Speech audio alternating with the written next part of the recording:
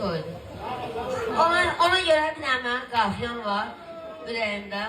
Xahiş edirəm buradan ustaqlardan üzr istəyirəm.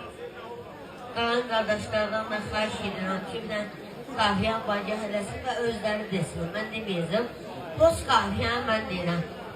Bilən bilir ki, mən meyxana deyəndirəm. 014 BMW, 014 boyun BMW xahiş olunur yol versin. Avtoservizdəyim, online. Bir dənə təbii gəl. Stop, bir dənə xahiş edirəm. Yox, bir dənə qafiyən deyim də nə olar. Qafiyən deyil, bir söz qafiyəmiz deyilsin. Ne təbii? De. Onu da evdə danışarım. De. Tez eləyə qafiyən. Qonaqlarım toy günüdür, zaldadır. Qonaqlarım toy axşamı zaldadır.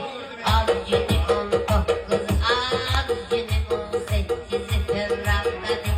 Beyimizin də az günü 18 fevraldadır. Qonaqlarım Ha biz deyəndə hamı bizə el salır. Əvvəl istənib sonra da əvvəl istənib sonra. Değerli izleyiciler, bildiğiniz gibi Miray balamızı bir neçə aydır ulserativ kolit xəstəliyindən müalicə etdiririk. Bağırsağındakı sancılar təbii ki dözülməzdir. Məcbur olub paylaşırıq. Halımızdan anlayıb dəstək olan, dua edən hər kəsə təşəkkür edirəm. Ümid edirəm ki, bizi başa düşəcəksiniz, dəstəyinizi əsirgəməyəcəksiniz.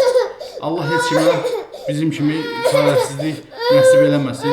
Kömək olan, olmayan hər kəsə ancaq xoşbəxtlik arzu edirəm. Biz də təbii ki, balamızı xilas eləmək istəyirik. Ona görə sizdən maksimum şəkildə dəstək olmağı rica edirəm.